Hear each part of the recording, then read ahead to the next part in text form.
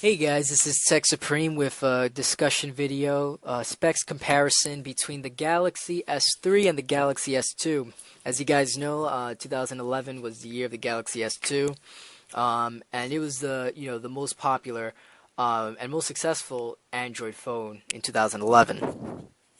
So right off the bat, we're going to start comparing the specs and see how Samsung has improved upon it, and right now, which phone might interest you even more because you can argue that you could get the S3 right now. It's the hottest phone coming out, but you can also argue that the Galaxy S2 is now at a cheaper price range now that its successor has come out.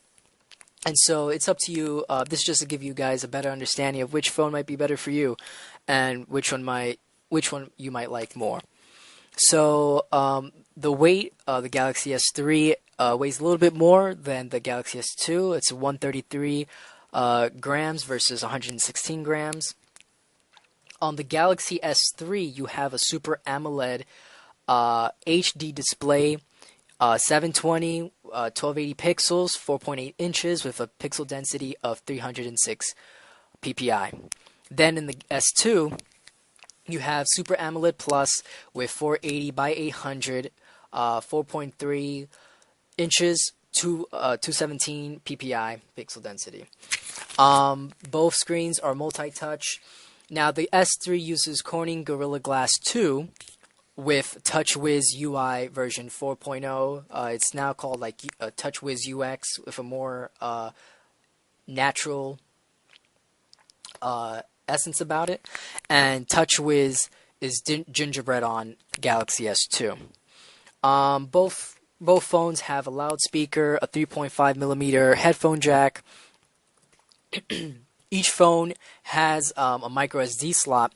However, with the S2, you have two versions: the 16 gigabyte and 32 gigabyte, versus 16, 32, and 64 gigabyte on the S3. So that's one thing that kind of the S3 edges out on the S2, is that you're able to, theoretically you could have up to 128 gigabytes of storage on your phone. So yeah, both phones also come with 1 gig of RAM. Each phone is capable, the international versions are capable of 21 megabits per second and HSUPA 5.76 megabits per second. Now, with the Galaxy S3 that is coming stateside, it's coming with the dual-core S4 chipset, which is compatible with LTE, as you guys know.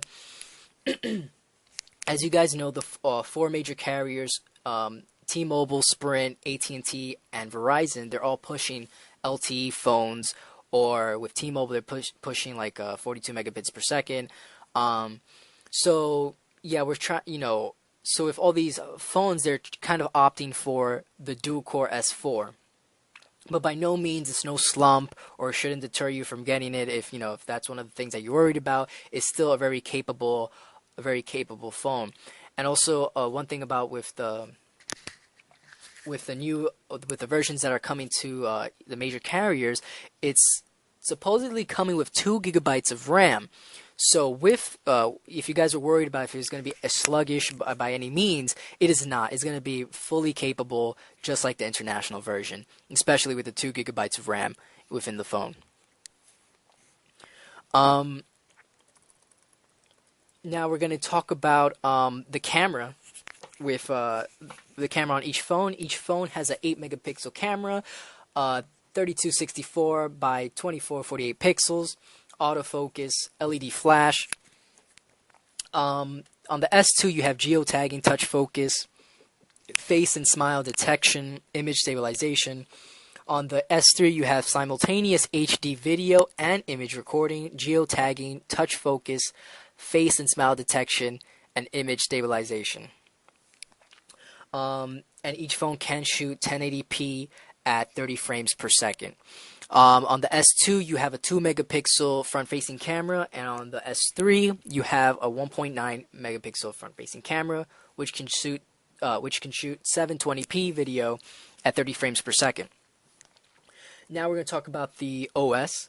As you guys know, pretty much the international versions of the Galaxy S2 are running Ice Cream Sandwich, but the stateside phones, state versions of the Galaxy S2 are still on Gingerbread.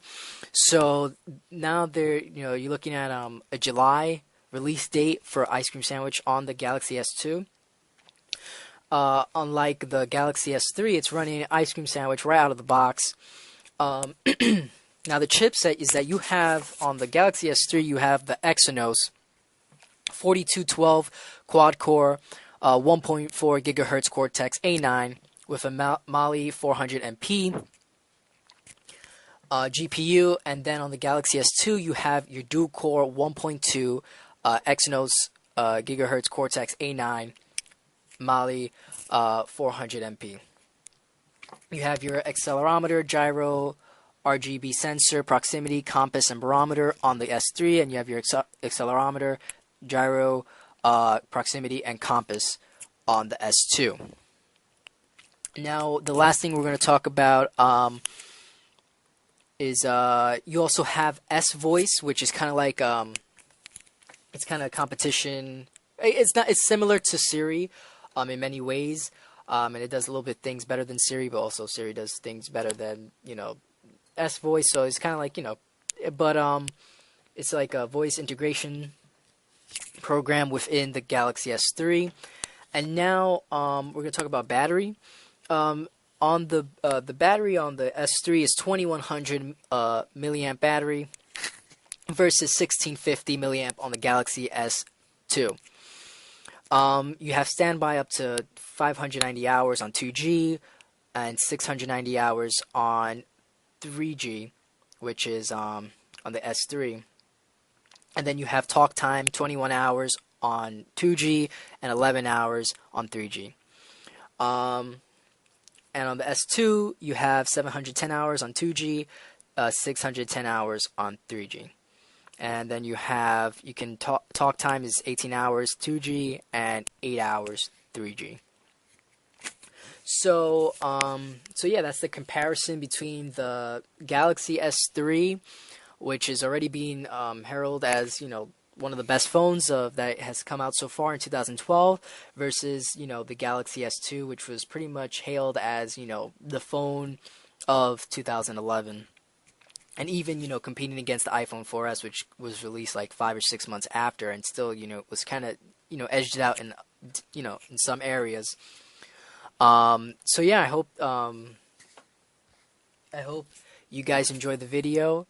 If you guys have any questions or comments of this discussion video, or of any other, anything that crosses you guys' mind, just leave it in the comment section below. And please like and subscribe, guys.